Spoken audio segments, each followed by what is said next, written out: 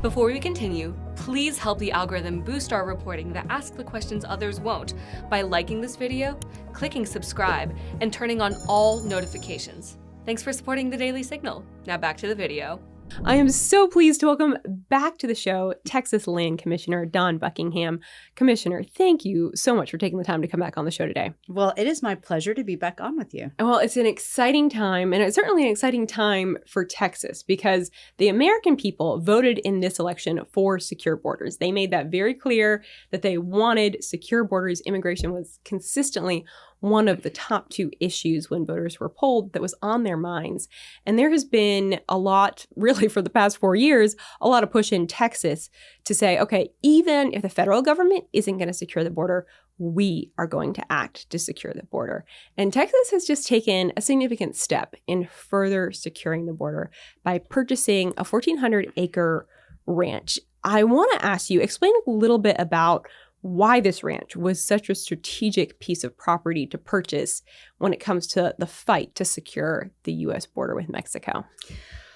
Well, so many things to unpack with that question and so much exciting stuff. But we originally purchased the property because it was owned by someone who would not only not allow law enforcement on the property, but of course would not give right of way to the border wall, which means that it was leading in the crime statistics for that entire region. Lots of human traffic across it, lots of violent crime happening there. And so we were asked by the Facilities Commission to acquire the property so that we could get law enforcement access to the property and get the wall built. So we've been in process for a little bit, and we acquired the property within 24 hours. We had the right of the way for the wall. We're going to have the wall finished in just really probably 6 weeks from having purchased it. We're going to have built 1.5 miles of the wall, which is so exciting. We have complete operational control of that part of the border. It is now safe. You know, we're adding bit by bit, but it's in a county that speaks to what you were talking about earlier, Starr County, that for the first time in 150 years, Starr County voted Republican and elected Donald Trump. And it is a very clear message that the Democrat Party has left so many people who used to vote Democrat. Perfect example of that. Actually, yesterday, we had one of the local elected officials in an adjacent county flip from Democrat to Republican. And I think we're going to continue to see that. Those communities want their children to be safe. We have violent criminals that the Biden administration and the Democrats all across the country have let out that continue to rape and murder our sons and daughters, and we have lost too many of that. Our whole goal as Texas has been standing in this gap left by the Biden administration when their abdication of the duty to protect our border. You know, we've been spending billions of dollars. We've been doing everything we can to protect our communities and really the communities of the rest of the country. And so we are ecstatic to have a good partner now at the federal level. And what we think people want to see is their local, state, and federal officials working together for the safety and prosperity of their communities. And that's exactly what we're going to do. It's an exciting time. Well, that county, Starr County, is located between Laredo and McAllen, pretty far south in Texas along that border with Mexico. Explain a little bit about what are some of the things that were happening on that ranch? What are some of the things that since Texas purchased that piece of property that you all have found? Just break down a little further why this was such a hot spot for illegal crossings. We were hearing story after story after story. It's a hot spot for illegal crossings because the terrain is relatively easy. It's flat on each side of the river, and the river isn't flowing too swiftly in that region. So it's a relatively easy place to cross, given others. We heard lots of stories of that really being the property where the original rape trees were found. Wow. In fact, within the first 24 hours of owning it, I went down and just in honor of everyone who had been abused on that property, everyone who had suffered the violent crimes, we got in there with a bulldozer and bulldozed down some trees just as a clear message to say we are not going to tolerate this anymore. We are not going to watch the victimization of women and children. And we're going to stand up and defend this border and get complete operational control. Wow. Well, and it's been fascinating to see some recent developments with that property because you all are now working with the federal government and you've extended them the opportunity to say, hey, now we have this very large property that you all could also use for your own purposes, including in efforts of deportation and deporting illegal aliens. Speak a little bit about some of the possible plans that the federal government might have in play on that property. Well, as we were, of course, we closed on the property during early voting. And then when Trump won, we were celebrating that, of course. And we realized, you know what, we've got our local jails are filled with violent criminals. We're seeing sanctuary policies across the country. And we realized that we probably need a facility to release or relieve the strain on the local jails, to get the proper processing before these people are deported. All those types of things are going to take a little bit of time. So we just thought we'd write a letter to President Trump and say, hey, if we can help, we have this property. We've been really excited with the response. I know they're thinking about it. I know they're developing a strategic plan. We're just here to be a good partner. We've also identified through the Jocelyn Initiative. Jocelyn Nungary was a 12-year-old young lady in Houston who was brutally raped and murdered by some of these illegal violent criminals who, by the way, had been in the hands of law enforcement and have been released previously. And I like to take a minute to just think about the reality of what's been happening across our country. Imagine the person that you love most in the world. Imagine that person was brutally raped and murdered. Imagine, as in the case of one of the little girls, there's an 18-minute audio recording of her 911 call when she's being beaten and raped, to ultimately pass away. Mm-hmm. And then imagine that criminal had been apprehended by law enforcement multiple times, some for similar type crimes, and let to walk out the front door. I would feel if I were that parent, like those elected officials who let that criminal out were an accessory to the crime that they committed. And that's our message to everybody. This is about violent criminals who have been hurting and murdering our sons and daughters. And I do not want another child to have to experience a death like that. And I do not want another parent or family member or friend to have to go through that pain. And so that's why we're really focusing on the violent criminals. That's why I think the Democrats across the country keep wanting to change this conversation. They try to want to make it about something that it's not. What this is about is violent criminals, getting them off of our soil so that they no longer can rape and murder our sons and daughters. Yeah. And I think that is really the critical point, because it is one that this shouldn't be a bipartisan issue, right? It should be absolutely, let's remove the criminals, let's prioritize that first, those on the terrorist watch list, et cetera. How quickly do you think that can begin to happen after Trump is sworn in, with folks like yourself and the good people of Texas standing with this administration to say, hey, we're going to do everything we can to make sure you all have the resources in order to carry out these deportations? Could it be as soon as the first several months of a Trump administration that we're starting to see these criminals be deported? I hope so. I hope that the second we get everyone sworn in successfully and the confirmation hearings done so they can actually come in and take office, my hope is it happens almost immediately. We know that there are these violent criminals already just waiting on ICE detainers to be picked up. Then there's going to be the ones kind of hiding in the shadows. We know that there are hundreds of thousands at least of these individuals all across the country. We know with the cooperation of the local officials, it could happen a whole lot faster.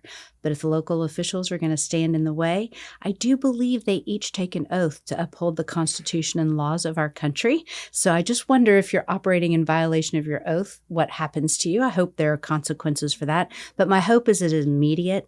All we are saying through the Jocelyn Initiative, through our partnership is, look, we are here. Put us in, Coach. We want to be good partners.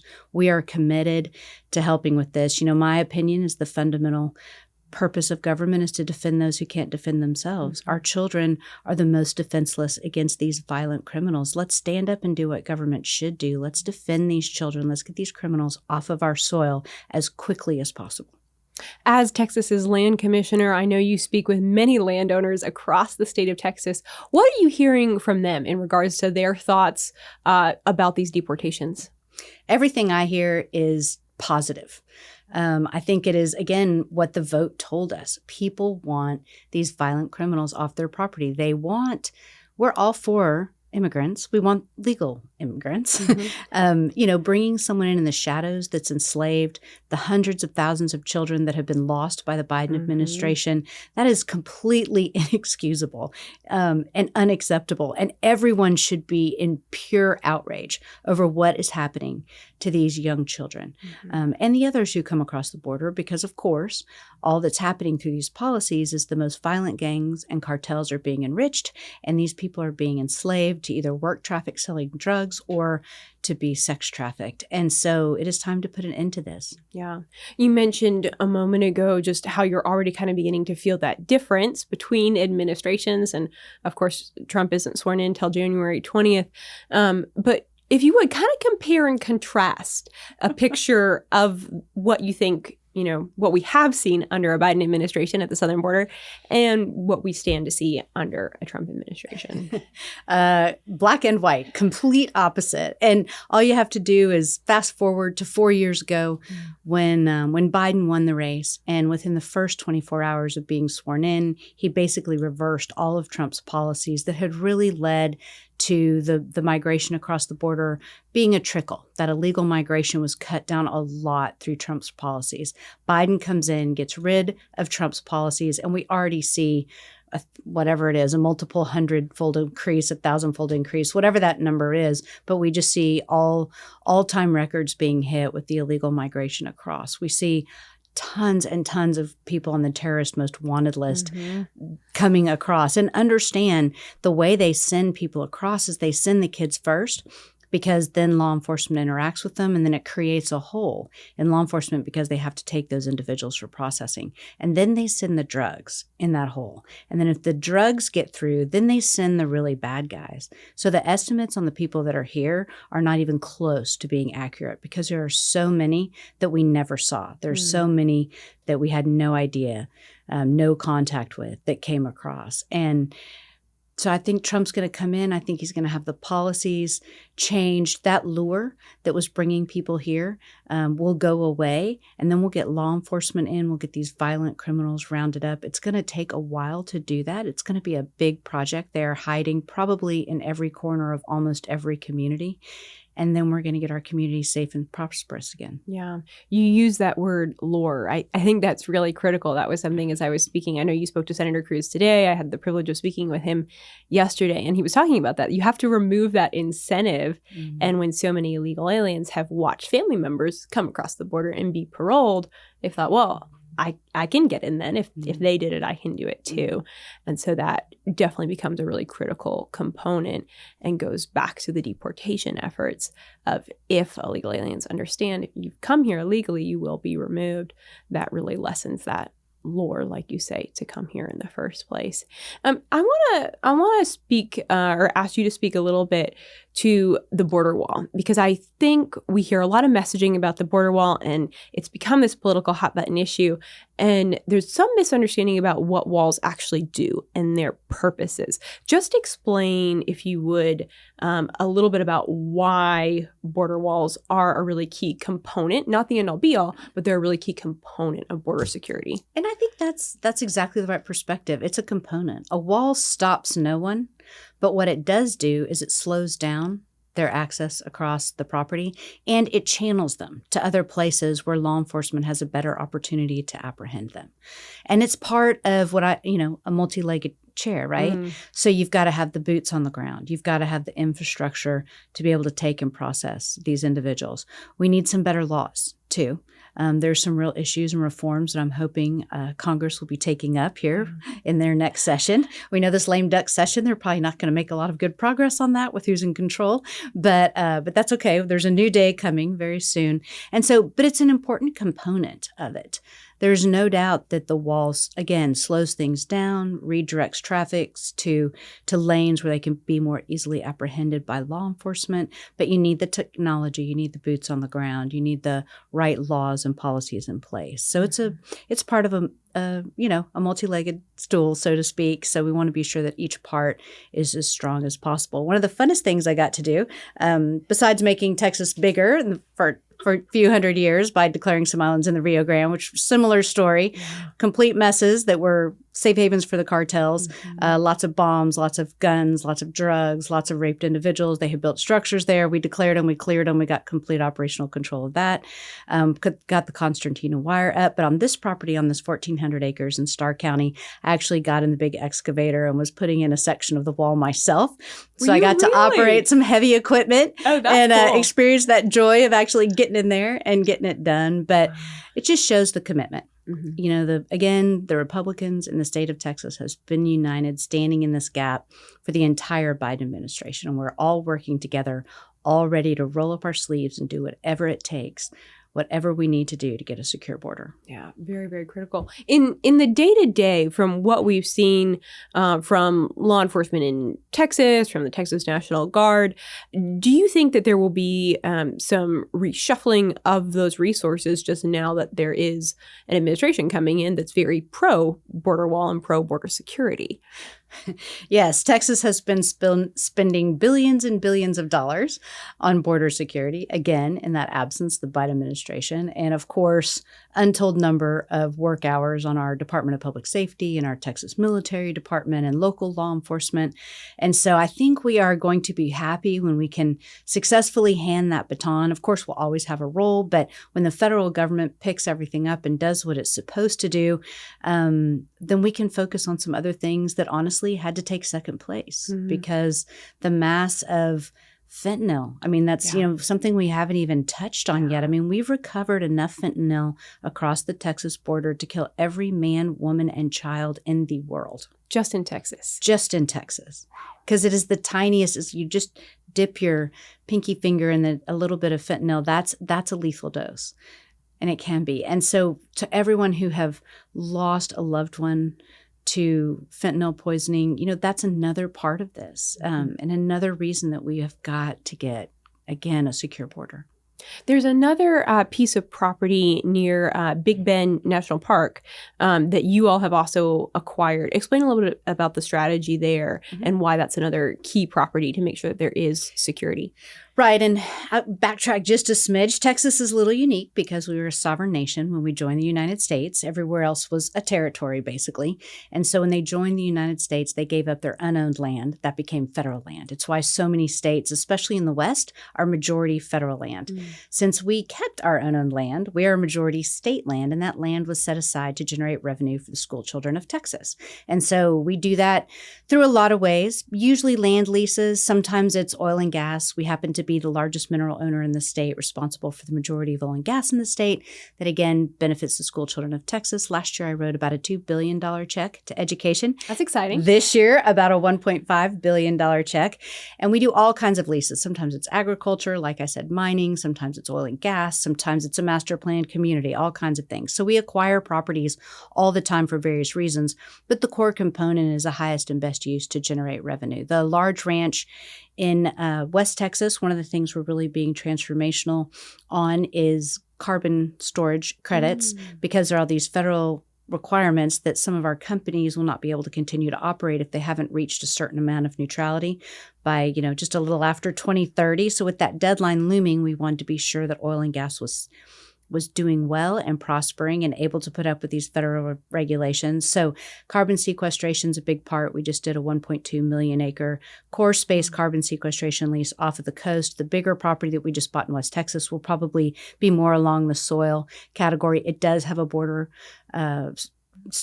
secure border component to it as well as part of it's on the river. So there are lots of reasons. But at the end of the day, even if hopefully the Trump administration says they want to take us up on some of our properties, we anticipate that'll work through a land lease. So it'll be a win-win because we're generating revenue for the school children of Texas while we're making their communities safer through getting these violent criminals off our soil. Wow, that's really significant. So you'd be leasing the land to the federal government to come in. And are you picturing that they would sort of be like large, almost like tent facilities that are processing these individuals for deportation? I would anticipate, obviously, it has to be a secure location because you can't just let the bad guys run around as they want. Yep. I think it would have to go up pretty quick. Brick and mortar facilities take a long time to plan and build. So I would anticipate something along, something that can go up pretty quickly, have a secure component to it. But again, we'll just see what they need and what they want to do and how we can be a good partner. Yeah. Are there other sections of the Texas border that you have an eye on right now that you're focused on making sure in the coming weeks, months are secured? We are always looking for ways to make our border more secure. We, again, steward 13 million acres. We have property all over the state. There might be a need in some urban areas to have a facility, right? Because bigger areas are going to have more of these criminals in them just by nature. Yeah. We might need to focus where the Venezuelan gangs are starting to take over apartment complexes. So we've identified properties all over the state that we think might be of use to the Trump administration. Of course, once we get their parameters about what they think they want to, what they may need, then we can go through our list of properties and see what might work. Lots coming down the pike. It's going to be a busy year ahead, I would say. 2025 is going to be exciting. Commissioner Buckingham, thank you for your time. Thank you for the work that you're doing. It's always a privilege, and we look forward to having you back on in the new year to talk about progress and how Texas and the Trump administration are working to secure the border. Thank you. Thank you.